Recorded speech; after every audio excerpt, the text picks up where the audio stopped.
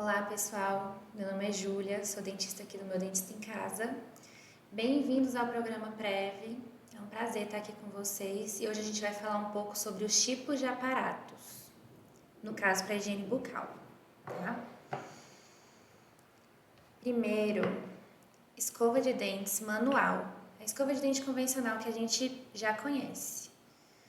Tem aqui algumas fotos, eu tenho aqui também alguns modelos, né? Trazendo aqui os pontos mais importantes dessas escovas, que são escovas de cerdas macias, cabeças pequenas, bordas arredondadas, certo? A escova de dente e a escova, pasta e fio. É o trio básico e o necessário para a gente poder proporcionar uma higiene bucal de qualidade para o nosso paciente. Então, existem várias marcas, vários tipos, mas essa conformação não pode mudar, né? Escova sempre com a cabeça menor, cerdas macias e cabeça pequena. A escova elétrica. A escova elétrica, ela é muito indicada em casos de pacientes menos colaborativos, pacientes que têm dificuldades motoras, né? Ela pode ser bastante útil, mas em alguns casos, na maior parte dos casos, a manual ainda substitui. A gente ainda consegue, na falta de uma escova elétrica, levando em consideração que é uma escova um pouco mais difícil, né, do paciente ter uma escova um pouco mais cara, a manual ela faz o trabalho da mesma maneira. Tem uma fotinha aí da escova elétrica. A escova elétrica ela também troca essa parte dessa haste com as cerdas, né? E aí tem a escova de silicone, a famosa dedeira, que é essa aqui. Essa escova ela só deve ser utilizada em pacientes sem dentes, em pacientes edêntulos, tá? O que escova dente é escova de dente, escova com cerda. Silicone não escova, não limpa nada. No caso da escova de silicone, da dedeira de silicone, a gente consegue fazer ali uma higienização da mucosa, consegue também ativar um pouco mais da circulação sanguínea do paciente, mas a gente não pode esquecer, só pacientes edêntulos. E ela também tem que ser lavada, higienizada da mesma forma que a escova manual ou escova elétrica. Escova interdental. Essas escovas são muito conhecidas porque são usadas por pacientes que utilizam aparelho. Pode ser que algum de vocês utilize aparelho e já conheça. Mas ela é muito útil no caso dos nossos pacientes, levando em consideração que são adultos, maior parte já idosos, e muitos possuem pônticos, né? Esses pônticos, eles são mais ou menos assim. Eles têm um dente ali de apoio, dois dentes na verdade, um em cada extremidade, e aí fica um ou mais dentes, somente a coroa. Você concorda que assim que eu encaixar aqui, vai ficar coroa protética e gengiva, né? É inevitável acumular alimento entre essa coroa e essa gengiva. E essa gengiva, essa região, na verdade, ela precisa ser higienizada, porque senão vai acumular alimento. Esses dentes que servem de apoio vão cariar, sem falar na mucosa do paciente também, que vai ficar inflamada, vai dar uma gengivite, sangramento, enfim. Então, a gente acaba lançando mão dessas escovinhas interdentais. Claro, pode escovar entre os dentes também, né? Não substitui o fio dental, mas pode escovar ali entre os dentes, principalmente coroas e tudo mais. Mas elas também são muito úteis nesses casos dos pônticos. Muitos pacientes idosos ainda possuem esses pônticos na boca. E aí a gente tem essa opção do Waterpik. O que é esse aparato aqui? Ele não é tão grande quanto parece aqui na foto, tá? Ele parece mais uma escova assim elétrica. E ele é um dispositivo que você aperta no botão e ele joga água por essa pontinha aqui, né? Pode ser, né, utilizado no caso dos pônticos, para a gente poder colocar ali, jogar um jatinho de água por baixo das coroas, ou então pelos pacientes que utilizam protocolo, que é aquela prótese fixa. É uma prótese quase que igual a essa, que vocês conhecem, que a gente tira e coloca, só que no caso ela é fixa sobre implantes. Então, tem que haver a higienização também desses protocolos na região entre a gengiva e o protocolo em si. Tá? É importante a gente ter cuidado com esses waterpleaks com os pacientes disfágicos, né? Aqueles pacientes que têm uma dificuldade para poder engolir, aquele paciente que às vezes não se alimenta, só é via GTT, enfim. Não é indicado para esse tipo de paciente, tá bom? Para evitar engasgo mesmo e tudo mais. Raspador de língua.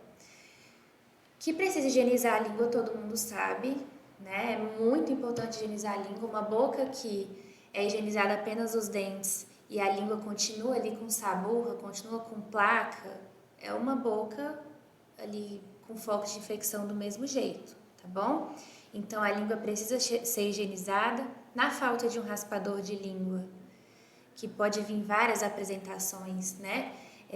Tem esse aqui mais simples, tem uns até de metal. Esse aqui que tem uma partezinha de escova, ele é bom, né? Eu pessoalmente até prefiro em relação a esse, depende muito da marca, porque tem alguns que até machucam um pouco a língua. Na falta de um raspador de língua, a escova faz o trabalho, certo? Então tem que higienizar a língua de qualquer forma. Mas não deixa de ser uma opção, né? De ser um aparato. Escova para prótese removível. A gente tem essas escovinhas assim, que elas são muito úteis. Olha, tá vendo que ela tem uma parte aqui de tufinho? Elas são muito úteis para aquelas regiões menorzinhas das próteses, né? Para higienizar aqui na parte de dentro da prótese. Vocês vão ter uma aula só de técnicas de higienização. Talvez vocês não conheçam, não é tão comum os pacientes terem, mas ela também é muito boa. Lembrando que a prótese precisa ser higienizada também. E retirada durante a noite, é muito importante. Muitos pacientes não retiram e muitos cuidadores também não sabem que precisam retirar. A gente tem também os flossers, né, que são os fios dentais. Tem tanto os fiozinhos que são assim, de caixinha, quanto aqueles que são dessa maneira aqui, que tem uma haste, né, que chama fio dental de forquilha. Esse aqui é bastante útil. Você simplesmente segura nessa haste e vai passando entre um dente e outro. E aí eu trouxe essa imagem aqui só para lembrar vocês, mesmo que vocês tenham uma aula de técnica de escovação, para que vocês não se esqueçam, quanto é importante a gente realmente passar com o fio entre um dente e outro até o final.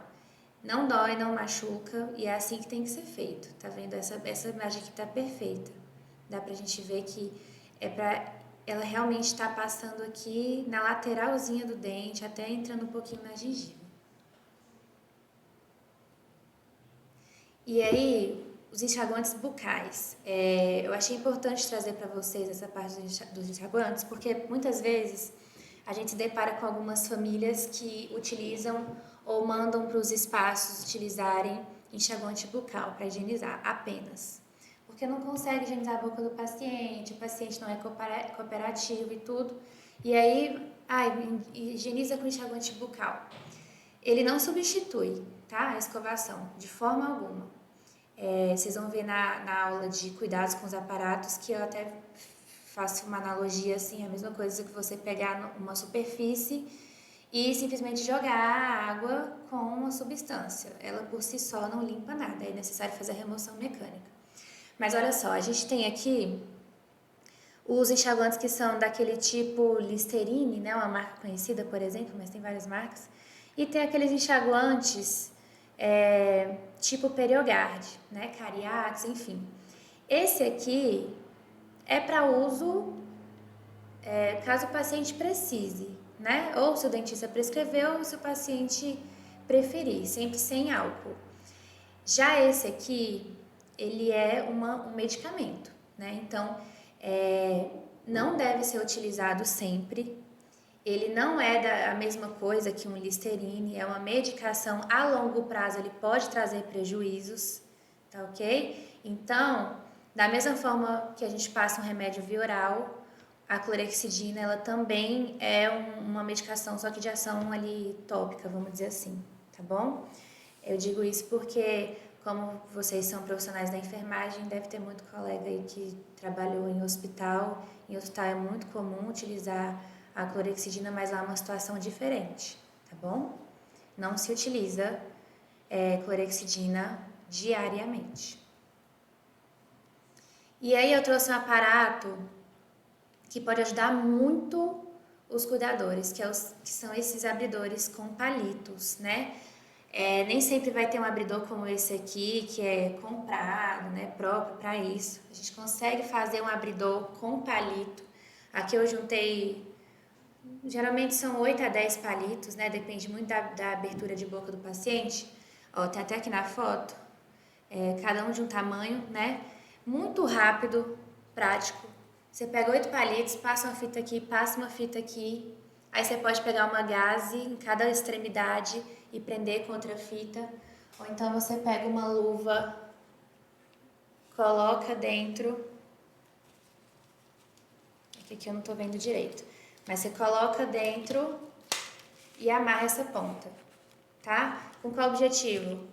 Só para evitar, o palito em si é muito difícil quebrar dente com esses palitos, muito difícil mesmo. Mas para dar um conforto melhor ali para o paciente, porque esses aparatos vão ficar encostados ali na comissura, tá bom? Para dar um conforto maior ali para o paciente na hora de abrir, porque muitos pacientes não são cooperativos, né? Não conseguem nem deixar abrir a boca, às vezes mordem os dedos, então ajuda muito vocês visualizarem e fazerem a higienização. E aí, o ideal é que, se for de palito, faça um a cada higienização, o máximo um por dia, e descarte, né? Porque senão vira meio de cultura. Porque vai ter saliva ali, não tem como higienizar, não tem como lavar. E aí, vocês vão ver na aula de técnicas, né? Mas sempre mantendo ali na horizontal e apoiado na comissura do paciente. É um adianto na vida de vocês. Então é isso, gente. Muito obrigada. Espero que vocês gostem, aproveitem e coloquem em prática todas as aulas.